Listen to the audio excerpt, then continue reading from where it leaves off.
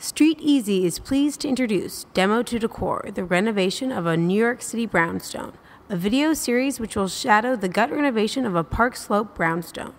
This video introduces the project and highlights its major objectives and undertakings. Hi, I'm Brendan Coburn. I'm an architect in Brooklyn. I've been renovating row houses since 1997, and this is Tamara Eaton. Hi, I'm Tamara Eaton, and I'm an interior designer in New York. Brendan and I are working on our second project together. This is a row house in Park Slope. This project, I believe we've been working on it since about this time in 2011.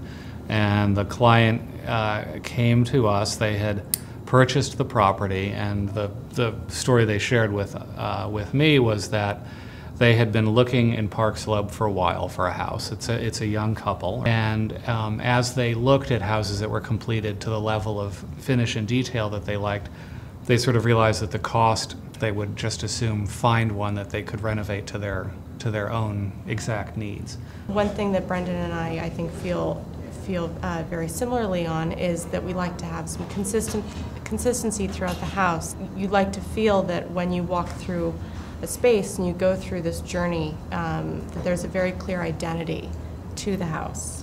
There's a hierarchy between the floors as you move through the building, so that the parlor floor is this grand entertaining floor, and it has these tall ceilings, and then the master bedroom floor has tall ceilings too, but they're not as tall as the master. And then as you go higher and higher in the building, the scale comes down, and the structure becomes more intimate as you move through it. One thing that they asked us for are all animal-friendly spaces. So we carved out a few areas in the house that are animal-friendly.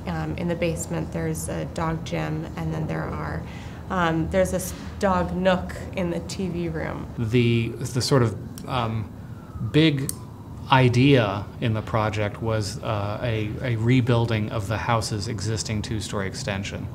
The existing two-story extension extended about 15 feet into the rear yard and was originally built as a service space for the building. That is to say, it contained a butler's pantry on the parlor floor and a working kitchen laundry facility on the garden floor. And what we actually ended up doing was we created a 10-foot deep extension. So it's just a room, and we dropped the floor halfway to the garden.